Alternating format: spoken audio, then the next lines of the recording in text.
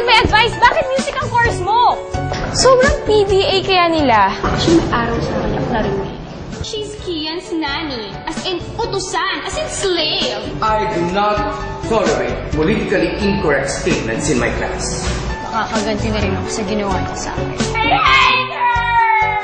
Wala na bang ibang lalabas sa bibig mo kundi puro Sir Kean? You can't stay silent for long. Dahil siguradong booking dito. Patingin! Hindi na alam. First day ng pang-aapi sa kanya, mama.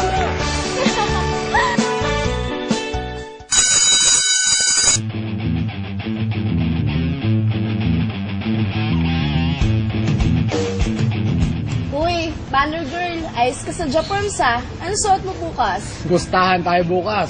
Suot niya na yung banner sa labas. Bawal tumawid, nakamamatay. Hindi, dude. Dapat sa kanya, bawal pumasok. Halika dito. Dito ako magsalita. Halika. Sir Kea. Okay na po yung Sir Kea. Pabayaan mo na lang. Wala na magawa yung mga yan. Bukas makakalimutan na. Paano man nila makalimutan yung Sir Kea? Eh, di ba naglabas nga ako sa lahat nang nakasuot ba ng banner na yan? Para na akong puso. Ang puso, Bisaya ka na naman. Dili man, sir. Puso ba yun ba yung kanin na niluto sa gata tapos nilapirot ba sa dahon? Yung binalot. Kung pwede na lang sana, Sir Kian, buong buhay ko na lang kaya itago ko dyan sa banner na yan. Oy, Karin Claring no? Relax ka lang. Hindi naman yan yung batayan mo ng college mo. Marami pang pwede mangyari. Tsaka wala yan. Pansin niya mga yan. Sir Kian naman eh. Dili ko naman pwede masabi yan na makalimutan nila. Siyempre, lagi nilang matandaan yun. Ito yung babaeng buwang. Ako yung babaeng buwang. Ba't di ka na lang kaya sumali ng club? Sir Kian, magalit man sa akin yung lola ko. Gusto mo kong magiling-giling, Sir Hindi Kian, yung club balik na yun. Hindi ganun. Yung club na pang extracurriculars. Gets mo? Yung yung talent mo, i-develop nila, tapos yung interest mo, doon mo gagawin para di ka puro academics, ganun. Sakto recruitment week ngayon. Talaga, sir? Oo. Eh, baka makita nila ako, nahiya ako talaga. Hindi, okay lang yun. Samahan kita. Wala eh. Oh? Tingin. Wala talaga eh. Oh? Pang last na siya, natignan na natin lahat ng gamit nila. Pero sigurado ako nilagay ko yun sa loob ng bag ko eh. Di ba kanina nga lang, I was listening to it pa. Eh, nakita na nga natin yung mga bag nila. Wala talaga. Wala na. Pwede yun. Hindi naman pwede mawala yun. Ang ganun-ganun lang. Class, sorry nalate ako. Kasi nag-meeting pa kami ng headmaster nyo eh. So, patayin kayo. Ano nangyari, BG, Trixie? Eh, ma'am, kasi po, yung iPad ko po kasi nawawala eh. Nawawala? Paano nawala? Chinek nyo na ba yung mga bags? Opo, ma'am. Tiniknan na namin lahat. Kahit siya nakita niya po lahat, wala po kami nakita eh. In the first place, hindi ba't bawal naman talaga magdala ng mga gadgets dito sa classroom? I suggest balikan mo yung mga pinuntahan mo kanina. Baka doon mo lang naiwan yun. BG, samahan mo siya mamaya. Alam niyo na siguro kung anong gravity na ginawa ninyo, boys. Sir, bago niyo kami parusahan, baka po pwedeng magpaliwanag muna kami. Oo nga, sir. Anong paliwanag? Eh, kitang-kita na sa CCTV camera. Pinaggagawa niyo. Watch this.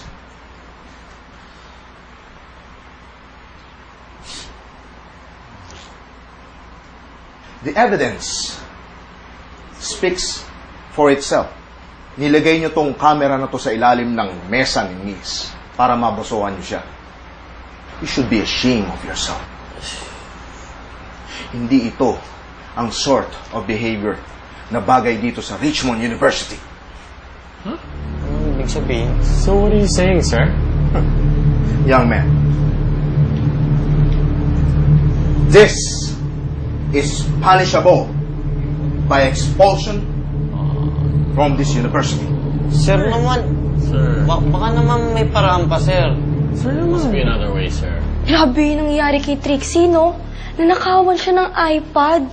Akalain mo nga eh. Well, kung sino man siya, klepto, o malakas yan talaga ng trip. Kahit ano pang dahilan, Scary pa rin yun, no? Nako, girls, there's no need to be scared. Nahanap na ni Trixie yung iPad niya dun sa locker na iwan niya dun. Really? So, there's no magnanakaw in our school? Wala, kasi told you kanina sa classroom, ang forgetful tao lang talaga niya. Jackson! What's up, man? Kaya, tawagin niyo sila rin, ha? Okay lang? Steady ka lang dyan, bro. Sir Kian, ikaw talaga pinunta ko dito. Ako?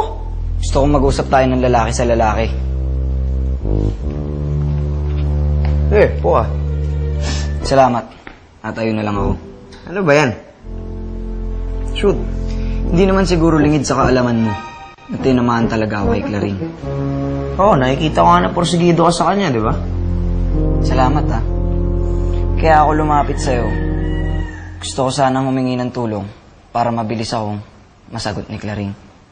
Bakit? Sa tingin mo ba wala kang pag-asa? Kahit ilang siomay, ilang kopya, ilang damukal na bulaklak binigay mo? Not sure, sir eh. Kaya nga gusto ko nang lumevel up.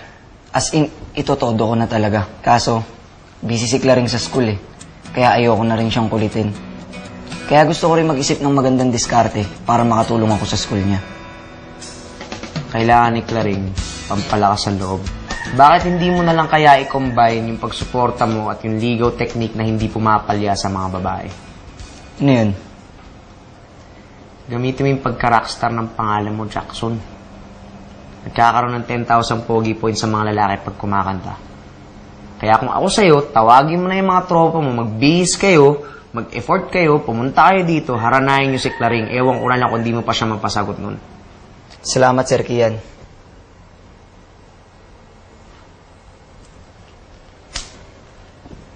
Alis na ako.